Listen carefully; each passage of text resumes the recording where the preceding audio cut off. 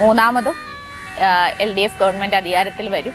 ആ ഒരു ഫീഡ്ബാക്കാണ് ഞങ്ങളിപ്പോൾ ഓരോ വീടുകളിലും ചെന്നാണല്ലോ വോട്ടർമാരെ കാണുന്നത്. അപ്പൊ കിട്ടുന്ന ഒരു ഫീഡ്ബാക്ക് അതാണ്.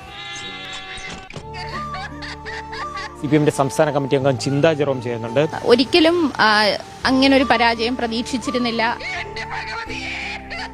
അല്ലെങ്കിൽ അങ്ങനെ ഒരു പരാജയം ഉണ്ടാകേണ്ട സാഹചര്യം ഉണ്ടായില്ല എന്നുള്ളതാണ്. എന്താ ഇത്, എന്തിനാ കരയുന്നേ? കാരണം ഭരണപരമായി ജനങ്ങൾക്ക് ഏറ്റവും ഗുണകരമായ ക്ഷേമ പ്രവർത്തനങ്ങൾക്കാണ് സർക്കാർ നേതൃത്വം നൽകിയത്. അതുപോലെ തന്നെ വികസനത്തിലും വളരെ മുൻപന്തിയിൽ തന്നെ മുമ്പോട്ട് പോയൊരു ഗവൺമെന്റും പ്രവർത്തനങ്ങളുമാണ്.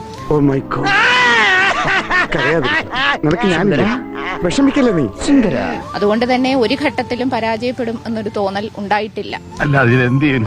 ആ കണ്ണുകൾ തുടയ്ക്കാം മാർസി. പിന്നീട് ഇപ്പോൾ ഇങ്ങനെ ഒരു ജനവിധി വന്നിരിക്കുന്ന സ്ഥിതിക്ക് തീർച്ചയായും എന്താണ് അതിന്റെ കാരണങ്ങൾ എന്നുള്ളത് പാർട്ടി പരിശോധിക്കും.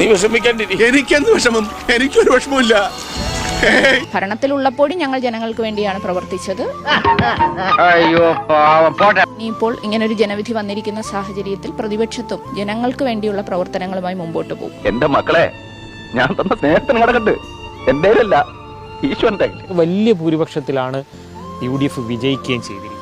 പറഞ്ഞല്ലോ, ഇപ്പൊ അത് മാത്രം ചോദിക്കരുത് സാർ, പറയാൻ എനിക്ക് വാക്കുകളില്ല. പോസിറ്റീവ് ആണെങ്കിലും നെഗറ്റീവ് ആണെങ്കിലും പരിശോധിക്കാറുണ്ട്. പോലെ ചങ്ക് കിടന്നിട്ടുണ്ടും 15ലധികം മന്ത്രിമാർ പരാജയത്തിന്റെ അടുത്തെത്തി നിൽക്കുകയാണ്. എന്തൊരു ദുഷ്ടനാടോ താൻ, ഒരു പൊതിച്ചോറെങ്കിലും മേടിച്ച് തിന്നട്ടെ. പാർട്ടിയിൽ ഏറ്റവും ആഴത്തിൽ താഴെത്തട്ടിൽ നിന്ന് തന്നെ പ്രവർത്തിച്ചു വന്നിട്ടുള്ള സഖാക്കളാണ് സ്ഥാനാർത്ഥികളായിട്ടുള്ളത്. വിഷമിക്കാതിരിക്കും, ഇതിലും വലുത് ഏതാണ്ട് വരായിരുന്നു, ഇങ്ങനെ തീർന്നെന്ന് കരുതിയാൽ മതി. ചെയ്യേണ്ട വിഷയങ്ങൾ ഉണ്ടാകുമ്പോൾ സമരം ചെയ്യും. അത് വളരെ ശക്തമായി തന്നെ ജനങ്ങൾക്ക് വേണ്ടിയുള്ള സമരങ്ങൾ എപ്പോഴും നടത്തും. തെരഞ്ഞെടുപ്പ് പരാജയം ഇപ്പോൾ എന്താണ് സംഭവിച്ചതെന്നുള്ളത് പരിശോധിച്ച ശേഷമേ പാർട്ടി നേതൃത്വമാണ് അത് സംബന്ധിച്ച് പറയുക. എന്നിട്ട് തീരുമാനിക്കാം. എന്നെ കരയിപ്പിച്ചിട്ട് ശരിയായില്ല, എന്റെ സെന്റിമെന്റ്സ് കയറിയാ പിടിച്ച